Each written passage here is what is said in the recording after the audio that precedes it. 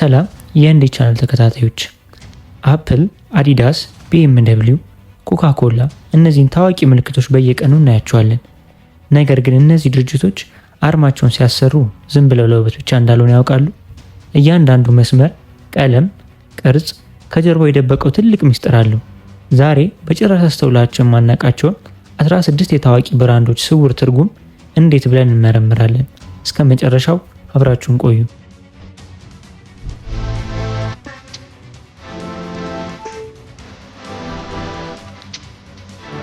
16ኛ ሃዩንዳይ። ብዙዎቻችን በደቡብ ኮሪያዊ መኪና አምራች ድርጅት የሃዩንዳይ አርማ የስሙ መጀመሪያ የሆነችው ኤች ፊደልን ብቻ ወክሎ የተሰራ ይመስለናል።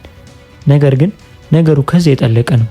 ይህ ሞላላ ክብ ውስጥ ያለው ኤች ፊደል የሚያመለክተው ሁለት ሰዎች ነው። ይኸውም የድርጅቱ ተወካይና ደንበኛ ፊት ለፊት ቆመው እጅ ለእጅ ተጨባብጠው እምነትና ስምምነትን ሲለዋወጡ ያሳያል። 15ኛ አዲዳስ። አዲዳስ ስም የተወሰደው ከድርጅቱ መስራች አዶልፍ ዳስለር ነው። ድርጅቱ በዓመታት ውስጥ የአርማውን ቅርጽ በተደጋጋሚ ቀይሮታል። ነገር ግን ፈጽሞ ያልተወ ነገር ቢኖር ባለ 3 መስመሮቹ ሰረዞቹን ነው። በአሁን ሰዓት በብዛት የምንመለከተው ዘመም ያሉ 3 ሰረዞች አንድ ላይ ሲቀናጁ ትልቅ የጋራ ወይም ተራራን ይሰራሉ። ይህ ተራራ ደግሞ ስፖርተኞች ወይም ማንኛውም ሰው ግቡ ላይ ለመድረስ በየቀኑ የሚያጋጥሙትን ታላላቅ ፈተናዎችና መሰናክሎች አልፎ ማሸነፍ እንዳመለበት የሚያሳይ ተምሳሌት ነው። 14ኛ አፕል።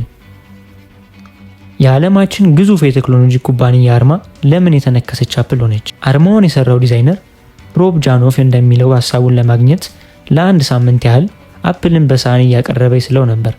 በመጨረሻም ዲዛይኑ ይበልጥ ግልጽ ለማድረግ ሲል አንዷን አፕል ነከስ አደረጋት። ይሁንና ፍጹም አስገራሚ በሆነ አጋጣሚ ባይት ወይም ነከሻ የሚለው እንግሊዝኛ ቃልና በኮምፒውተር ሳይንስ ውስጥ መረጃን ለመተካት የምንጠቀምበት ባይት የሚለው ቃል ድምጻቸው አንድ አይነት ሆኖ ነው። ይህ ድንቅ አጋጣሚ ለአፕል ኩባንያ ትልቅ መለያ ሆኖታል። 13ኛ ቫዮ። የቫዮ ላፕቶፖች አርማ የቴክኖሎጂ ታሪክ እርስ በርስ የሚያስተሳስር ድንቅ ጥበብ አለው። የመጀመሪያዎቹ 2 ፊደላት ማለትም ቪ እና ኤ በአንድ ላይ ተያይዘው ሞገድ ወይም አናሎግ ይሰራሉ። የመጨረሻዎቹ 2 ፊደላት አይ እና ኦ ደግሞ የዲጂታል ቴክኖሎጂ መሰረት የሆኑትን የባይነሪ ኮድ ቁጥሮች 1 እና 0 ይወክላሉ። በአጭሩ አርማው ከአናሎግ ወደ ዲጂታል የተደረገውን ሽግግር ያሳያል። 12ኛ አማዞን። የአማዞን አርማ ሲታይ በጣም ቀላል ይመስላል። ነገር ግን በውስጡ 2 ትላልቅ ፍልስፍናዎች ይዟል። አንደኛው ከታች ያለው ቢጫ ቀስት የደንበኞች እርካታና የደስታ የሚያሳይ ፈገግታ ስማይል ነው። ሁለተኛውና ዋናው ምስጢር ግን ቀስቱ የተዘረጋው ከኤ ፊደል ተነስቶ እስከ ዜድ ፊደል ላይ መሆኑ ነው።